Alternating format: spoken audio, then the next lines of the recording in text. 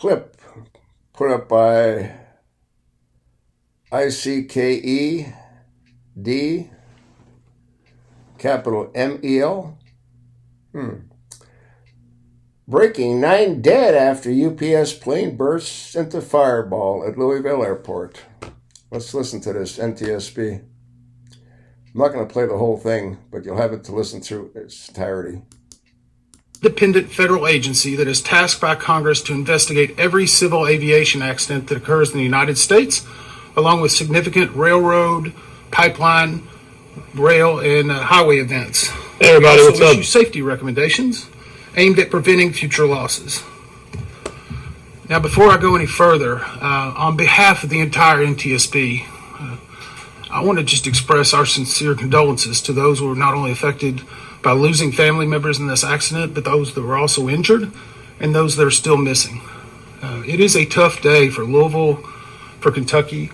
It's a tough day as being a Kentuckian myself. And I know what a great community this is, how impactful those people that suffered and have died are, and we've seen it all day. We know it is tearing at the community, and we're deeply sorry. And we are here to try to find out not only what happened, but why it happened, and more importantly, how do we prevent it from happening again? Well, one way you prevent it from happening again is you get rid of 35, 38, 40-year-old airplanes. That's how you prevent it from happening again. It's pretty simple to me. So here is some factual information we have at this time. And I'm going to read a few notes to make sure we have it exact. The airplane involved was a McDonnell Douglas II, which was then altered to be an MD-11F. The F stands for freighter. It is now handled by the Boeing Corporation. So whenever you hear that Boeing is a party, it is because of the merger with McDonnell Douglas many years ago. The plane was manufactured in 1991 with the tail number of November 259 UP.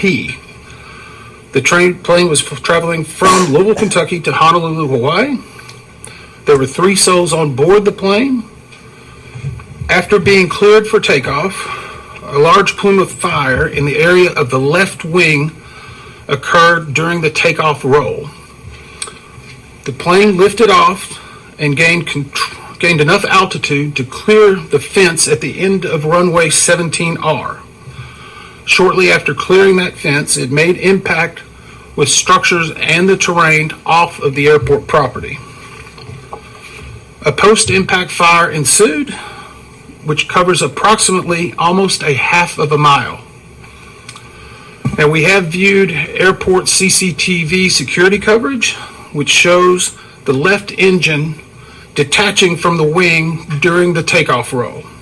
So detaching from the wing, you guys remember yesterday we showed there was a picture of an engine on the airport floor, tarmac, whatever. And it was kind of a little jarring to see. That's what he's talking about. Left engine detaching from the wing during the takeoff roll.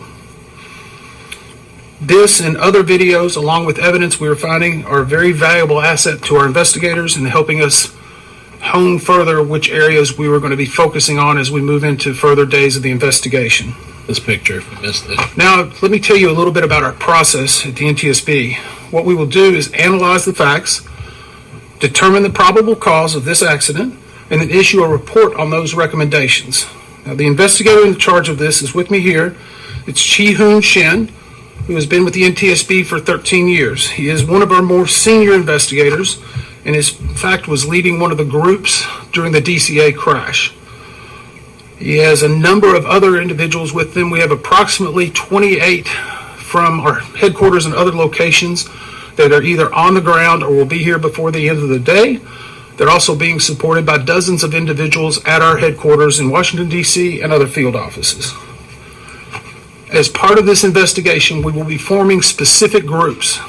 And when we form a group, it will be a focus area led by an NTSB individual, along with subject matter experts that are in that field that can provide expertise to help analyze the evidence. Our current groups that are being formed are operations.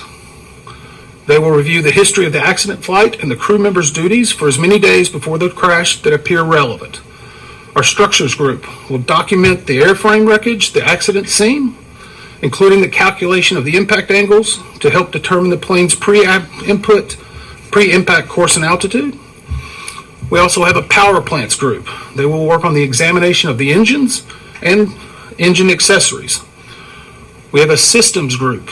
They will study the components of the plane's hydraulic, electrical, pneumatic, and associated systems, together with the instruments and elements of the flight control system. Now, outside of that group, we have also brought in, and another group that we'll have will be maintenance, which will obviously be looking at maintenance records, any work that's been done on this plane for as long as back as needed. Maintenance. We are also bringing in specialists in air traffic control, human performance, aircraft performance, recorders, government relations, media relations. And in addition to our investigators, we have brought 5 of our transportation disaster assistance team. They will be dealing with the survivors, the families, and others under what we call a federally legislated accident from the 1996 Family Assistance Act. I wonder if any of these folks are being paid. They're probably not even being paid. Now, tonight we will be holding an organizational meeting and establishing parties to our investigation. Because we're very new into it, we will not be announcing the parties at this moment, but they will obviously be manufacturers of the aircraft, operators of the aircraft, unions representing some of the members. We'll have more details on that probably tomorrow during a briefing. Now, the NTSB offers this party status to those companies, government agencies, and associations that have employees or activities or equipment involved in the accident. And we offer this because they have subject matter expertise and technical expertise and relevant information to help support the development of the best possible report. Now, once a party joins an NTSB investigation, they are not permitted to release documents or talk publicly about the investigation without the consent of the NTSB. Now, you can rest assured right now, all of the parties or potential parties are complying with that requirement, and they're cooperating fully with the NTSB investigators. Again, it will be only the NTSB that will release information regarding this accident going forward. Tomorrow will be our first full day on scene.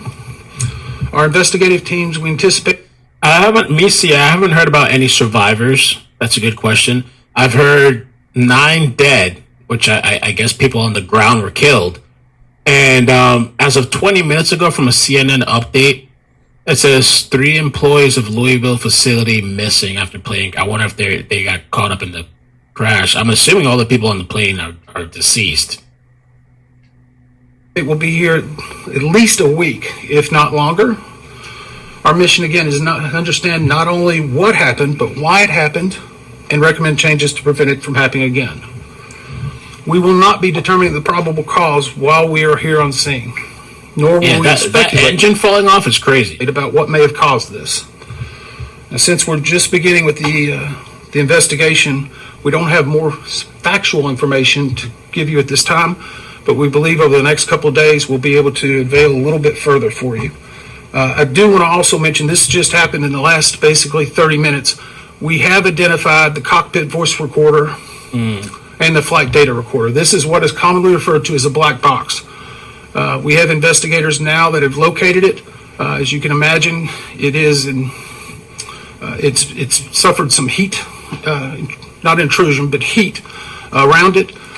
These recorders are built for that. And just before we get the question, these recorders were updated from its original manufacturer. They are L3 Harris, installed at 2 different dates. We're going back and verifying that. But we feel comfortable once we get these to our lab in DC that we will be able to get a good readout of the applicable data. And that will be yet another point of information that will really help us understand what happened during this point of flight. So I would ask, though, if you have the opportunity to let the public know, we know there's a lot of debris out there. And it's in some yards, it's in some business locations. If you can have any debris or you see something that you think is from an aircraft, please contact us at the email address witness@ntsb.gov. Again, that email address is witness@ntsb.gov. Sometimes we get some very good information from... That just popped up. I guess I can't delete it. And with a debris field a half-mile long, we're still making the determination of exactly where and what parts of the airplane and where they're at. Now, be happy to take a few questions. Again, we are limited in the information. When you do, please tell me who you're with and what your name is. I'm going to hold it there at 9 minute and 27 second mark. It's a 29-minute clip, so you got more to listen to. The CEO of UPS said that they're going to have to update their fleet with newer models.